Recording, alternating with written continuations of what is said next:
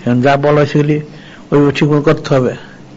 এখানে তো কোনো রুখসতের সুযোগ নাই। এখন তোমরা এখান থেকে গেলে তোমরা এই জিনিসগুলি সূক্ষ্ম পালন করবে, এই বিষয়গুলি প্রতিদিন যারা যেখানে মজলিস করে বা সপ্তাহে করে আলোচনা করবে। আর জিকির ফিকির ঠিক রাখো, আসতে যখন পারবা তো ভালো, আসলে লোকজন নিয়ে আসবো, তো আরো লোক পয়দা করবা। আর না আসতে পারলে আল হিকমার মাধ্যমে বা সিরাতুল মুস্তাকিমের দাখিল হয়ে আমাদের আলোচনাগুলি শুনলে তখন তোমার এটা একটা আলাদা একটা তোমার জজবা পয়দা হবে, মহব্বত পয়দা হবে। আল মকতুব নিসফুল মোলাকাত, চিঠি হচ্ছে অর্ধেক সাক্ষাৎ। কথাগুলি শোনালে অর্ধেক সোহবত। কাজে দূরের থেকে শুনতে থাকলে তাহলে একটা আলাদা একটা তাসির ক্রিয়া করবে। তুমি একা একা তো কিছু করতে পারবে না। কোন লোক একা কোনো আমল করতে পারে না যখন পর্যন্ত সে নিজেকে ইস্তানা করে নিতে পারে। ইস্তানা করার আগে তো সৌদ ইখতিয়ার করতেই হবে, অন্যথা কিন্তু শয়তান ধোঁকা দিবে। যে আমাদের তরিকাত সবকের কিতাবগুলির মধ্যে একটা ঘটনা আছে, হযরত সাইদ তায়েফা জুনায়েদ বাগদাদী রাহিমাহুল্লাহর ঘটনা।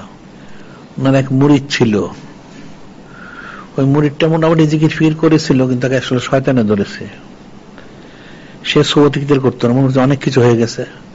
তো সে দেখতো প্রতিদিন রাত্রে যে তাকে হয়তো ফেরেশতারা যেমন আসেন বোরাক নিয়ে আসেন, তাকে বেহেশতে নিয়ে যায়। অনেক খাবার টাবার খায়, আবার সকালবেলা সে বেহুশ হয়ে ঘুম থেকে উঠে দেখে তার বাড়ির ঘরের দরজা সে শোয়া। তো সে মনে করল সে তো অনেক বড় ওলি আল্লাহ হয়ে গেছে, এখন প্রতিদিন সে বেহেশতে যায়, জিয়ারত করে। দিকে ওনার সৌদ ইখতিয়ার সে করে না।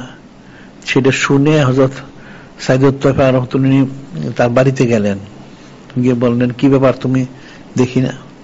তখন সে বলল, হুজুর আমি তো প্রতিদিন বেহেশতে যাই, জিয়ারত করি, আমার তো মানে তার কথা হলো সে তো পূর্ণতায় পৌঁছে গেছে।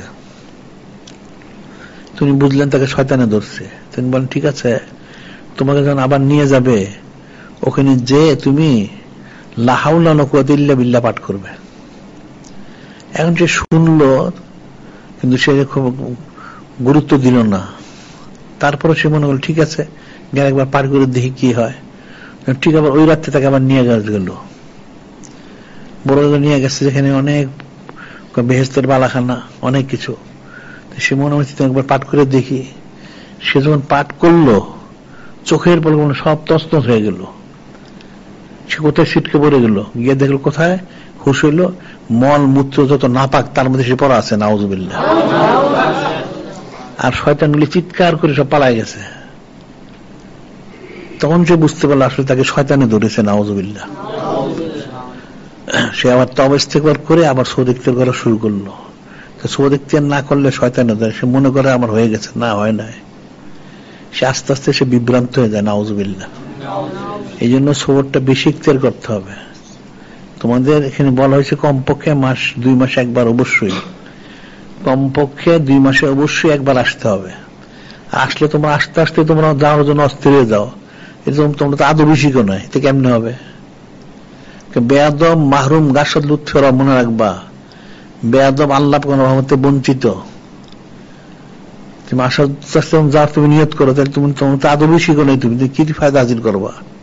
তুমি যখন রহমতে তোমার জহমত বর্ষিত হবে, নাউযুবিল্লাহ। বিষয়টা কঠিন বিষয়। কাজে আসতে হবে সময় নিয়ে, এসে সৌদ ইখতিয়ার করতে হবে, এরপর সময় মতো যেতে হবে। আর তাসবের পরিভাষা যদি বলা হয়, তোমরা তাহলে তাসব জানোই না আর মানো না। তাসবের নিয়ম হলো, কোন মুরিদ যদি কোন শায়েখ তার কাছে আসে, আসাটা তার ইখতিয়ার, কিন্তু যাওয়াটা তার ইখতিয়ার না। কিন্তু সে অনুমতি নেওয়া ব্যতীত সে যেতে পারবে না। অনুমতি দিলে সে যেতে পারবে, অন্যথায় অনুমতি ছাড়া যদি সে যায় তাহলে সে কিন্তু রহমতটা পাবে না। যেতে পারবে, যে ফায়দাটা তার হাসিল করার কথা ছিল সেটা সে পারবে না হাসিল করতে। এটা কঠিন বিষয়। এলমে তাসব তো সহজ জিনিস না। হযরত সাহাবায়ে কিরাম রাদিয়াল্লাহু আনহুম এত কিছু হাসিল করলেন, বাতাসে করছেন, ওনারা সময় দিছেন, মাল দিছেন, জান দিছেন, কোনো চুচরা কিলোকাল নাই। যেভাবে বলছেন সেভাবে করছেন। এইভাবে তো হাসিল হয় না কিছু। এখন আসতে হলে একটা সময় নিয়ে আসতে হবে, 3 দিন 5 দিন 7 দিন একটা সময় নিয়ে আসতে হবে। সে অনুযায়ী সে সোহবত ইখতিয়ার করতে হবে। সোহবতের সময় তোমরা নানান দিকে ঘুরে করলা, সে ঘুরে করলে তাহলে তুমি বেয়াদবি করলা, তো কেমনে হইলো?